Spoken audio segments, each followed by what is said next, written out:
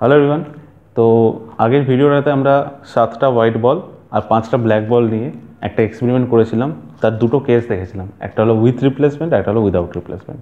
আজকে এই ভিডিওটা আমরা একটা কেস দিয়ে স্টার্ট করব। তো চলো শুরু করে দিই।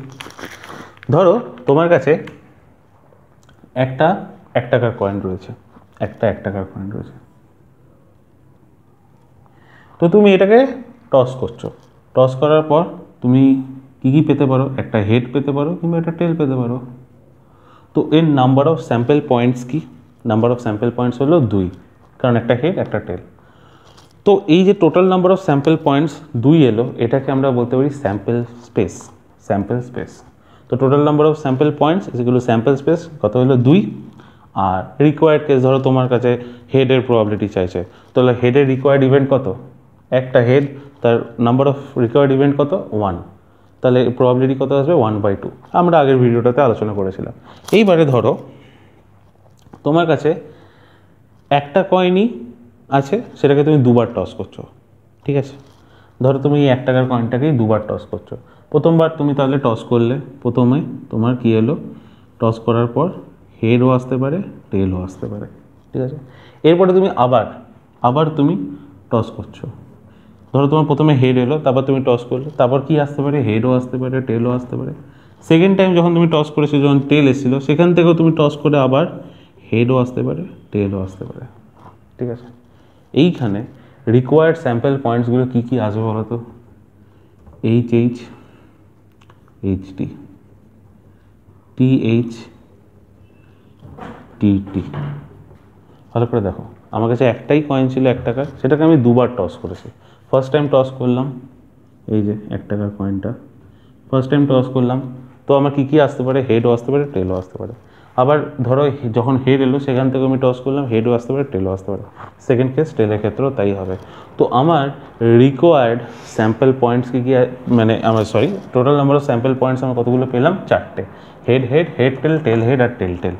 Total number of sample points আমি পেলাম 4টে। এটাই হলো আমার স্যাম্পল স্পেস। এবার তোমাকে ধরো প্রবাবিলিটি চাইলো যে হোয়াট ইজ দ্য প্রবাবিলিটি যখন আমার দুটো কয়েনই হেড আসবে, দুটো কয়েনই হেড মানে দুবারই আমার হেড আসবে। তো কি করতে পারো তুমি? দেখতে পারো একমাত্র এই কেসটাতেই আমার দুবারই আমার হেড এসছে। তাহলে প্রবাবিলিটি কত আসবে? যে দুটো কয়েনই হেড আসবে, সেটা আসবে 1/4। দুবারই তোমার টেল আসবে, তার প্রবাবিলিটি কত? দুবারই টেল আসছে এই কেসটাতে, তাহলে তার প্রবাবিলিটি আসবে 1/4। তোমাকে বললো দুবারই সেম কয়েন আসবে দুবারই, তার প্রবাবিলিটি কত হবে? দুবারই সেম কয়েন আসবে মানে কি আইদার হেড আসতে পারে কিংবা টেল আসতে পারে। Head tail. তো টোটাল নাম্বার অফ ইভেন্টস কত? দুটো। আর টোটাল নাম্বার অফ ইভেন্টস হলো 4টে, আর total number of required event কত হলো? দুটো। তাহলে এর প্রবাবিলিটি কত হলো? 2/4, আর এটা হলো 1/2। তো এগুলো আমরা আস্তে আস্তে দেখবো। আচ্ছা, তোমার কাছে একটা কয়েন ছিল, দুবার টস করলে, এটা একটা হতে পারে। বা তোমার কাছে দুটো কয়েন ছিল, একটা 1 টাকার, একটা 5 টাকা। তুমি ধরো 1 টাকার কয়েনটা দিয়ে টস করা স্টার্ট করলে, 1 টাকার কয়েনটা দিয়ে টস করা স্টার্ট করলে, তো হেড এলো, টেল এলো। তো আমি এখানে লিখলাম H1 আর T1, মানে কি এগুলো সব 1 টাকার হেড আর 1 টাকার টেল। এরপরে এই যে হেড 1 টাকার হেডটা আসার পর তুমি 5 টাকার হেডটা তুমি এই 5 টাকার কয়েনটা তুমি টস করা স্টার্ট করলে, তো তারপরে এলো হেড 5, T5। তার মানে 5 টাকার কয়েন এটা হেড, 5 টাকার কয়েনে এটা টেল। সেরকমই এখানে H5, T5 আসতে পারে। এই H1, T1, H5, T5 এগুলো আমি তোমাদেরকে বোঝানোর জন্য করলাম। Actually H1, H5, T1, T5 এভাবে হয় না। বোঝাতে যেটা চাইছি, একটা কয়েনকে দুবার টস করো বা দুটো কয়েনকে একের পর এক, মানে ফার্স্টে একটা কয়েন টস করলাম, তারপর আরেকবার কয়েন সাইমালটেনিয়াসলি টস করলাম। তো এইভাবে দুটো ইভেন্টেরই আমি same number of sample points পাবো এবং সেম স্যাম্পল স্পেস পাবো, এটাই আমি বোঝাতে চাইছি। আচ্ছা, এবার তুমি আমাকে বলো, যদি ফার্স্ট দেখি যে একটা কয়েনকে তুমি দুবার টস করছো। যখন তুমি একটা কয়েনকে একবার টস করছিলে, তখন তোমার রিকোয়ার্ড স্যাম্পল তখন তোমার টোটাল স্যাম্পল পয়েন্ট কী ছিল? দুটো, ঠিক আছে? এইবারে যখন একটা কয়েনকেই দুবার টস করছো, তখনই তোমার স্যাম্পল পয়েন্ট হয়ে যাচ্ছে 4। এবার আমি একটা কয়েনকে 3বার টস করব। কি হলো? একটা কয়েন আছে, হেড বা টেল আসতে পারে, এখান থেকেও আমার হেড বা টেল আসতে পারে। যখন আমি দ্বিতীয়বার টস করছি, এখানে এবার তৃতীয়বার টস করব, হেড বা টেল। ঠিক আছে, এরও আমি এবার তৃতীয়বার টস করবো হেড টেল, এখান থেকেও আসতে পারে হেড টেল, তো আসতে পারে। তাহলে এবারে এর যে স্যাম্পল পয়েন্টগুলো আসবে সেগুলো কি আসবে, এইচ এইচ এইচ বা এইচ এইচ টি, তারপরে আসতে পারে H T H, H T H বা এইচ টি টি, তারপরে আসতে পারে T H H, T H T, এবার টি টি এইচ, টি টি টি। টোটাল কতগুলো স্যাম্পল পয়েন্ট হলো, 1 2 3 4 5 6 7 8, 8টা। এই যে তিনটে ঘটনা আমি করলাম, কেস 1 কেস 2 কেস 3। আচ্ছা, এই ঘটনাটা তুমি এরকম করতে পারতে, একটা 1 টাকার কয়েন আছে, একটা 2 টাকার কয়েন আছে, একটা 5 টাকার কয়েন আছে। প্রথমবার 1 টাকার কয়েনটা টস করলে, তারপরে সেকেন্ড টাইম টস করছে 2 টাকার কয়েন, তারপর থার্ড টাইম টস করছে 5 টাকার coin. Same same sample space দেবে তোমাকে, সেম স্যাম্পল পয়েন্ট দেবে তোমাকে। ব্যাপারটা হলো 1 টাকা 2 টাকা যাই নাও তুমি, আছে তো তাদের মেন মানে একদম বুনিয়াদি যে স্যাম্পল পয়েন্টটা আছে সেটা তো দুটো, হেড আর টেল। সেটা তুমি 1 টাকা নাও, 5 টাকা নাও, বা 2 টাকা নাও। এবার তুমি ভালো করে এই তিনটে কেসের মধ্যে কানেকশান দেখো। প্রথমে আমি একটা কয়েনকেই একবার টস করছি, কতগুলো স্যাম্পল পয়েন্ট পাচ্ছি, দুটো। তারপর একটা কয়েনকে আমি দুবার টস করছি, কতগুলো স্যাম্পল পয়েন্ট পাচ্ছি, টোটাল 4টে। এই 4 কি আমি বলতে পারি না 2 স্কোয়ার, ঠিক আছে। আরেকটা করতে পারো, এই যে থার্ড কেসটাতে একটা কয়েনকে আমি 3বার টস করছি, তাহলে আমি পাচ্ছি 8টা, total number of sample point হলো 8। তো এটাকে কিন্তু বলতে পারি 2 কিউব বলতে পারি। তার মানে একটা কয়েনকে n বার টস করলাম, একটা কয়েনকে যদি n বার টস করি তাহলে total number of sample point কি আসবে, 2 টু দি পাওয়ার n। বা nটা কয়েন আছে, আমি ধাপে ধাপে চেঞ্জ করতে করতে যাব, প্রথমে 1 টাকার কয়েন, তারপর 2 টাকার কয়েন, তারপর 5 টাকার কয়েন, তারপর 50 পয়সা, এইভাবে যদি এরকম করে nটা কয়েন থাকে আমার কাছে, তাহলেও আমার total number of sample points এটাই আসবে। আর এইভাবে যেটা দেখালাম সেটাকে বলে ট্রি ডায়াগ্রাম। এটাকে ট্রি ডায়াগ্রাম অনুযায়ী আমি এইভাবে আমি বার করতে পারি। এটা একটু বেসিক্যালি আমাদের টায়ারসাম, মানে অনেক অনেক খাটতে হয় এটার জন্য। তো বেসিক্যালি যদি আমার 3টে কয়েন অবধি জিজ্ঞেস করে তাহলে আমরা বানিয়ে নেবো, 8টা স্যাম্পল পয়েন্ট ঝটাঝট বানিয়ে নিতে পারি। বাট এরপরে যদি 5টা 10টা কয়েন দেয় তখন আমাদেরকে একটুখানি ভাবতে হবে। তো যাই হোক, আমি এই মানে ট্রি ডায়াগ্রামটা দেখালাম। এইটাকে বলা হয় কাউন্টিং প্রসেস। এইভাবে আমরা কাউন্টিং করি প্রবাবিলিটিতে। আরেকটা কাউন্টিং প্রসেস আছে যেটা আমি রিলেট করে দেখাবো। আশা করি তোমরা সবাই বুলিয়ান অ্যালজেব্রা পড়েছো। বুলিয়ান অ্যালজেব্রায় আমাদের দুটো ডিজিট থাকে, এটা হলো 1 আর 0। বুলিয়ান অ্যালজেব্রার আমাদের 1 আর 0 থাকে। এটা বেসিক্যালি আমাদের বাইনারি সিস্টেমে থাকে। বাইনারি সিস্টেম, বাইনারি, বাই মানে কি 2 মানে কি স্যাম্পল পয়েন্টস 1 আর 0। এবার ধরো তোমার কাছে ধরো এরকম 1 আর 0 দিয়ে ধরো তুমি এইভাবে বানাচ্ছ। ফার্স্টে তোমার একটা ডিজিট দিয়ে তৈরি হবে, একটা ডিজিটের সংখ্যা। তো একটা ডিজিটের সংখ্যা যদি তুমি তৈরি করো, সেটা 0 আর 1 দিয়ে তোমার কতগুলো তৈরি হতে পারে, 0 আর 1 দুটো তৈরি হতে পারে।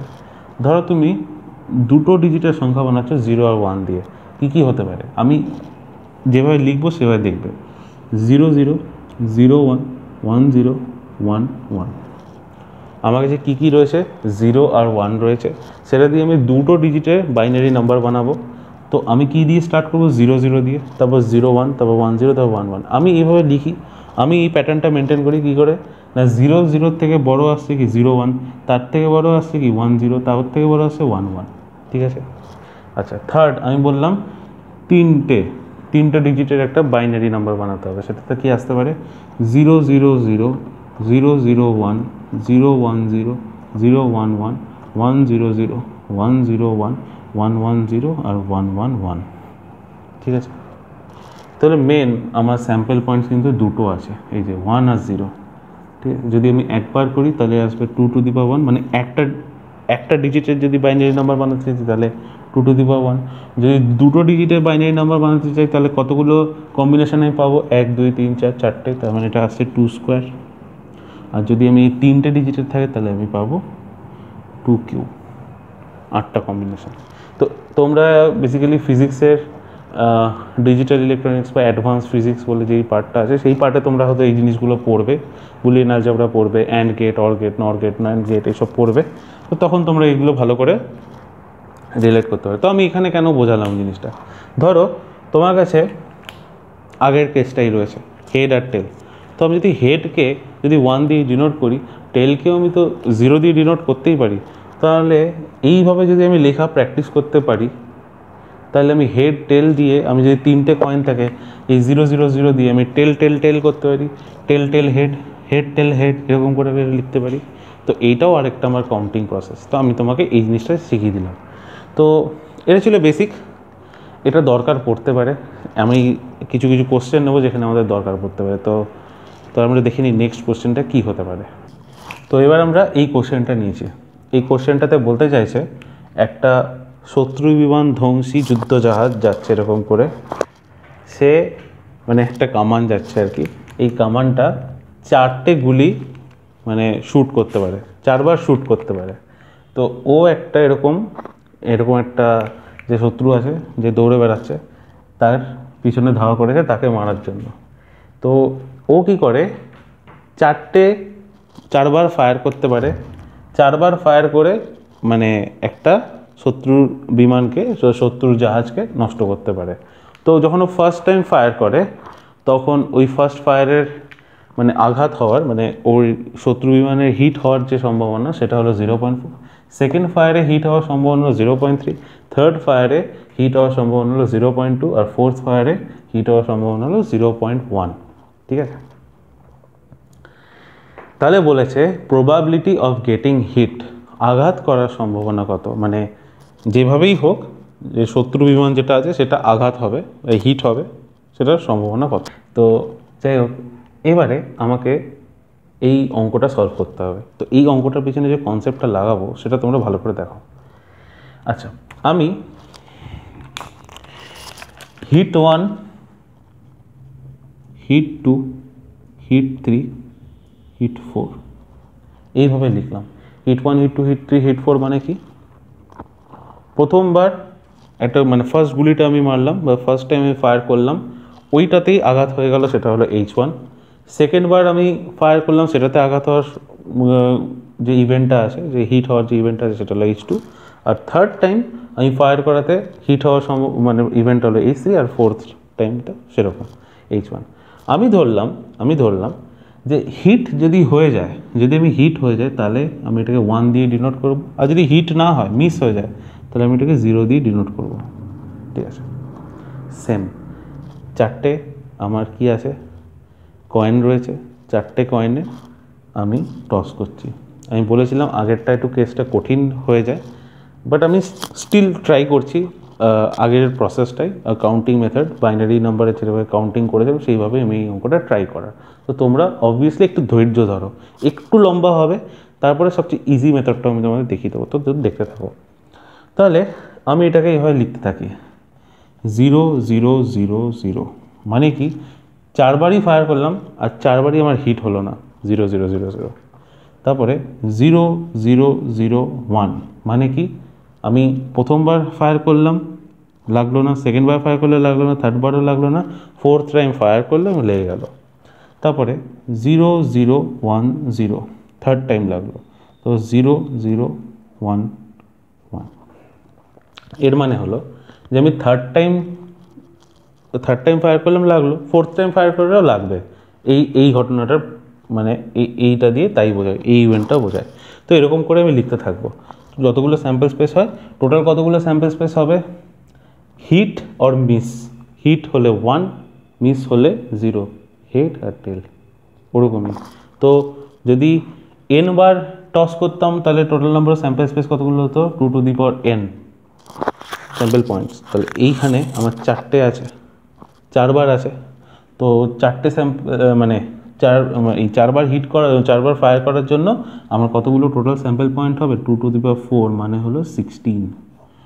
লিখতে থাকি তাহলে, টোটাল 16টা কেস আমি লিখে ফেললাম।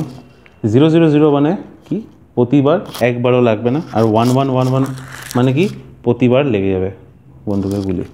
তো টোটাল 16টা কেস এভাবে লিখলাম। 0 দিয়ে বোঝায় মিস, 1 দিয়ে বোঝায় হিট।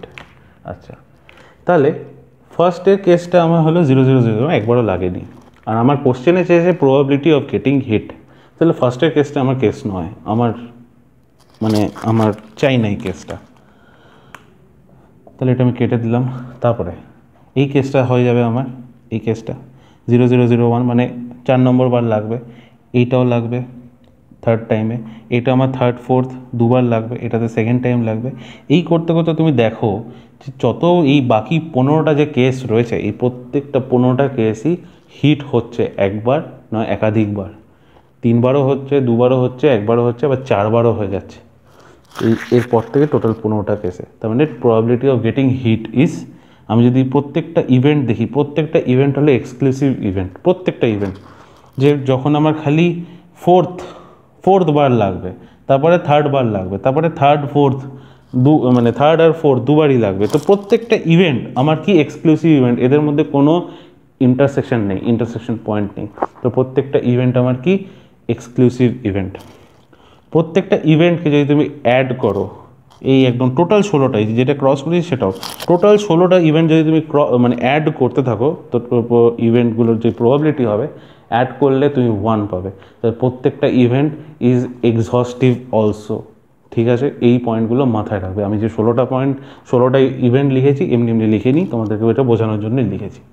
আচ্ছা, তো এই যে ফার্স্ট কেসের যদি আমি প্রবাবিলিটি বার করি, ফার্স্ট কেসটা মানে হলো P of H1 bar intersection H2 bar intersection H3 bar intersection H4, মানে প্রথমবার লাগবে না, ফার্স্ট হিটে লাগবে না, সেকেন্ড বারে লাগবে না, থার্ড বারে লাগবে না, একবারে ফোর্থ বার হিট হবে। তো এটার প্রবাবিলিটি কি আসবে? আচ্ছা, ফার্স্ট টাইম হিট হওয়ার প্রবাবিলিটি, ফার্স্ট ফায়ারে হিট হওয়ার প্রবাবিলিটি কত? 0.4। তাহলে পি অফ H1 যদি 0.4 হয়, তাহলে পি অফ H1 বার কি হবে? 0.6 হবে, তাই হবে তো? আচ্ছা, সেরকমই পি অফ H2 যদি আমার 0.3 হয়, তাহলে পি অফ H2 বার কি হবে আমার? 0.7। তাহলে এই করে লিখতে থাকি পি অফ H3 বার আর পি অফ H4 বার, কমপ্লিমেন্টও লিখতে পারো, H3 বার আমি H4 বার লিখি, কমপ্লিমেন্টও লিখতে পারো 0.8 আর এটা হলো 0.9, তো আমি পেয়ে গেলাম। আচ্ছা, এই যে H1, H2, H3, H4, এই যে 4টে ইভেন্ট, এই যে আমি ফার্স্টে যে ইভেন্টটা দেখিয়েছি P of H1 bar intersection H2 bar intersection H3 bar intersection H4 বার, মানে ফোর্থ বার যে হিট হওয়ার যে ইভেন্টটা দেখিয়েছি, এই ইভেন্টের প্রত্যেকটা আলাদা আলাদা করে যদি আমি দেখি, এগুলো ডিপেন্ডেন্ট না ইন্ডিপেন্ডেন্ট ইভেন্ট, তুমি বলতে পারবে না এটা ডিপেন্ডেন্ট না ইন্ডিপেন্ডেন্ট ইভেন্ট, কারণ এখানে first fire, second fire, third fire আর ফোর্থ ফায়ারে যে প্রবাবিলিটিসগুলো মানে কোশ্চেন দিয়ে দিয়েছে, এটা তোমাকে বার করতে হয়নি। যদি এরকম কোনো কেস থাকতো যে ফার্স্ট টাইম আঘাত হলো, তারপরে কিছু যদি চেঞ্জ হতো বা না হতো, যদি তোমার একটা কন্ডিশন দিয়ে দিত, তাহলে তুমি বলতে এটা ডিপেন্ডেন্ট ইভেন্ট না ইন্ডিপেন্ডেন্ট, তখন তুমি জাজ করতে পারতে। বাট এখন এখানে কোনো জাজ করার কোনো উপায় নেই, কারণ আমাকে বার করে দিয়েছে, কোশ্চেনটাতে বার করে দিয়েছে। যেমন ওই বলের কোশ্চেনটাই ছিল, বলের কোশ্চেনটা আমাদেরকে বার করতে হচ্ছিল, তো এই ইভেন্টটা আমার কি ডিপেন্ডেন্ট ইন্ডিপেন্ডেন্ট আমি বলতে পারবো না। যাই হোক, তাহলে এই ঘটনাটার যে ইভেন্টের যে প্রবাবিলিটি আমি বার করবো, তো এটা আমি কি লিখবো? H1 bar intersection H2 bar intersection H3 বার H4 বার, তার মানে এটা হবে 0.6 ইন্টু H2 বারের কি আছে 0.7, H3 বারের কি আছে 0.8, আর H4 লেগে আছে, H4 কি আছে 0.1, ঠিক আছে। এইভাবে তুমি এইটার বার করতে পারো প্রত্যেকটার। এটা H1 বার, H2 বার 0.4 ইন্টু 0.3, এটাতে কি হবে H3 থার্ড টাইমে হিট হচ্ছে, তা 0.2 ইন্টু এই ফোর্থ টাইমে হিট হচ্ছে না, মিস হচ্ছে, তাহলে এটা হবে 0.9। এইভাবে তুমি এই 15টা কেসের তুমি এইভাবে মাল্টিপ্লাই করতে করতে করতে করতে যেতে পারো। মাল্টিপ্লাই করার পর সবগুলো ইভেন্ট, যেহেতু এক্সক্লুসিভ ইভেন্ট, ইন্টারসেকশন কোনো পয়েন্ট নেই, তো সবগুলো মানে কোশ্চেনটাতে কি বলেছে? Probability of getting hit. Probability of getting hit মানে আইদার ফার্স্ট টাইম লাগবে, অর সেকেন্ড টাইম লাগবে, আর দুবারই লেগে যাবে, কিংবা থার্ড টাইম লাগবে, কিংবা ফোর্থ টাইম লাগবে, কিংবা 3 আর 4 দুবারই লাগবে, এরকম করে যতগুলো মানে ইভেন্ট হচ্ছে যেখানে একবার না একবার কমপক্ষে, আর একটা কিওয়ার্ড অ্যাড করে নাও, মিনিমাম বা কমপক্ষে একবারও যদি হিট হয়, তার প্রবাবিলিটি বার করতে পারি। তখন এটাতে আমরা কি করতে পারি, যদি ধরো এটাকে A B C D E F G H করে যে 15টা ইভেন্ট হয়, তাহলে A union B union C union D করে করে যে আমরা একটা ইউনিয়ন কেস পাবো কমপক্ষে মিনিমাম। তার মানে কি আইদার এটা অর এটা কিংবা ওটা এইভাবে আইদার ইভেন্টে either or event B or event C এই করে করে, তাহলে আমি কি পাবো ইউনিয়ন অপারেশন পাবো। এবং ইউনিয়ন অপারেশনে এখানে কোনো এই প্রত্যেকটা ইভেন্ট এক্সক্লুসিভ ইভেন্ট, কোনো ইন্টারসেকশন পয়েন্ট নেই, সেলফ যেটা বলতে চাইছি স্রেফ এইগুলো মাল্টিপ্লাই করে করে এর প্রবাবিলিটি প্রত্যেকটার প্রবাবিলিটি বার করবে, দিয়ে অ্যাড করে দেবে, তাহলে তুমি রিকোয়ার্ড প্রবাবিলিটি পেয়ে যাবে, ড্যাম শিওর রিকোয়ার্ড প্রবাবিলিটি পেয়ে যাবে। প্রশ্নটা হলো পেয়ে তো যাবো, করবো কেন? প্রত্যেকটা মাল্টিপ্লাই করতে হবে, তারপরে সবগুলো অ্যাড করতে হবে, এরকম এরকম ভ্যালু দিয়েছে, it is a very tiresome work, অনেক বড় হয়ে যাবে অঙ্কটা। তাহলে কি আমি এইভাবে করবো অঙ্কটা? একদম না। তাহলে আমি কীভাবে করব? এই যে এতগুলো কেস করে 15টা কেসের 15টা প্রবাবিলিটিস তারপরে অ্যাড করে এই যে এতটা কাজ আমি কি পরীক্ষার সময় করব? অত কি সময় থাকবে? না। যতই মার্কস থাকুক, it is not worth it. Worth কি? আমাকে বলো probability of not getting hit, কোনোবারেই হিট হবে না, এর প্রবাবিলিটি কী করে বার করব? এইটা P of H1 bar intersection H2 bar intersection H3 bar intersection H4 bar. এই এমন একটা ইভেন্ট, যেই ইভেন্টটাতে একবারও হিট হয়নি, প্রত্যেকটা বার মিস হয়ে গেছে। এইটার প্রবাবিলিটি বার করি। কি হবে? 0.4 into 0.6 into 0.7 into 0.8 into 0.9। Sorry, কিছু ভুল হলো কি?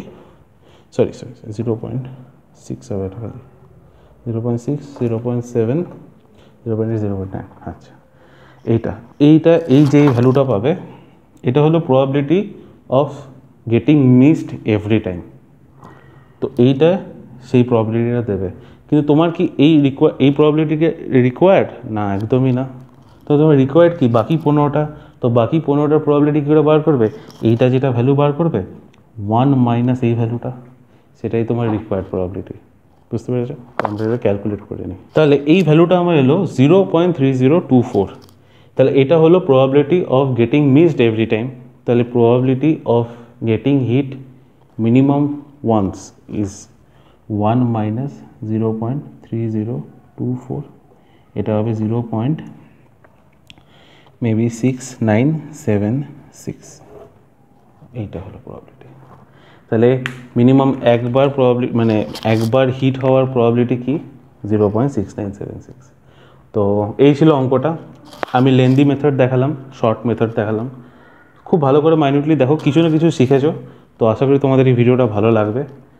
তো আপাতত এইটুকুই থাক, আবার দেখা হবে নেক্সট কোনো ভিডিওতে। ততক্ষণ তোমরা ভালো করে পড়তে থাকো।